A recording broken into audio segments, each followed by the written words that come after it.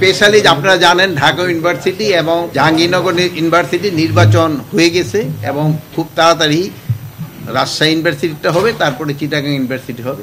আমরা তাদের সাথে আজকে আলাপ করছি। আপনারা জানেন তারা হলো দেশের সবচেয়ে উচ্চ শিক্ষায় শিক্ষিত, দেশে না বিদেশেও যদি ধরেন, এবং যারা ভোট দিচ্ছে তারাও কিন্তু উচ্চশিক্ষিত। তাদের এক্সপিরিয়েন্সটি কিন্তু আমরা এখানে শেয়ার করলাম। যেহেতু আমাদের একটা জাতীয় নির্বাচন আছে ফেব্রুয়ারিতে, এই নির্বাচনগুলি দেখে আমাদের কিছু কিছু এক্সপিরিয়েন্স হচ্ছে এবং আমরা এটা আমাদের জাতীয় নির্বাচনে এটা আমরা কিভাবে প্রয়োগ করতে পারবো, এই জন্যই তারা খুবই সম্মানীয় ব্যক্তি। তারা এখানে এসে আমাদের খুব ভালো ভালো সাজেশন দিয়ে গেছে।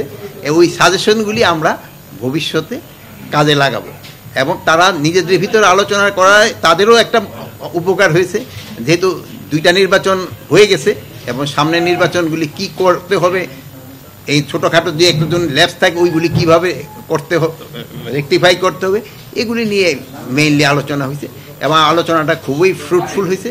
এবং যেহেতু উচ্চশিক্ষায় শিখেছে, শুধু দেশ না বিদেশে, এবং তারা তো স্বনামধন্য লোক, তাদের থেকে আমরা কিন্তু অনেক উপকৃত। এই নির্বাচনের ব্যাপারে পরামর্শ দিচ্ছি, যেমন নির্বাচনে ধরে পরামর্শগুলি মানে কতগুলি সেন্টার হওয়া দরকার, বাছাই করা আলু আর স্পাইসি সিজনিং এ প্রাণ পোটাটা চিপস নাকি বিস্কিট খেয়ে বুঝে নাও, আর ভোট গণনাটা কিভাবে হলো, ওএমআর কিভাবে করা দরকার, এই সব ব্যাপারে কালিটা কিভাবে ব্যবহার করা দরকার, তারপরে কত তাড়াতাড়ি যেন রেজাল্টটা দেওয়া যায় এই জন্য কী কী ব্যবস্থা নেওয়া যায়, তারপরে ওই প্রবেশাধিকারগুলি কি সবার জন্য একটা আইডি কার্ড দেওয়া যায় এবং ভোটার লিস্টটা যেন একেবারে স্বচ্ছ থাকে, তারপরে ছবিগুলি থাকে, আইডেন্টিফিকেশনের সুবিধা, এইসব জিনিসগুলো।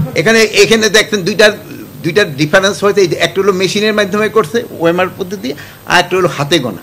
তো এখন যদি মেশিনে করলে তো তারা তো সময় লাগে না, তা আমরা মানে তারা নিজেদের ভিতরে আলোচনা করছে যে মেশিনে যেন গোনাটা হয়। এখানে তাদের থেকে আমরা এক্সপিরিয়েন্সগুলি শেয়ার করতেছি। যেহেতু হয় কি জাতীয় নির্বাচন আর এই নির্বাচনগুলির ক্ষেত্রে আর কিছুটা হলো সবকটা তো আর শেখা, যেহেতু এই জাহাঙ্গীরনগরে মনে 30টা কত বছর পর জানি নির্বাচন হইতেছে এক একটা, এই চিটাগাঙে, আর রাজশাহীও মনে হয় অনেকদিন পরে নির্বাচন হচ্ছে। তাই জন্য এক জায়গায় দেখা গেল যে এর আগে যে নির্বাচন কমিশনার ছিল উনি মানে নর্মালভাবেই চলে গেছেন, মানে অনেক দিন পরে। যেহেতু এই জন্য সবারই একজনের এক্সপিরিয়েন্সটা শেয়ার করলে সুবিধা হয়। যেমন আপনাদের ক্ষেত্রে ধরুন একজন দায়িত্ব নেওয়ার পরে আবার সাথে আরেকজনের নিয়ে আসে যে ঠিক আছে কয়েকদিন আন্ডার ট্রেনই থাকুক, এরকম তো উপকার হয়। না যতটুকু বলা যাবে ওইটা শিক্ষাগুলি তো শিক্ষা গ্রহণ করেছে, তাও যে সময় আবার আপনারা পরীক্ষা নেবেন সে সময় বলতে পারবেন।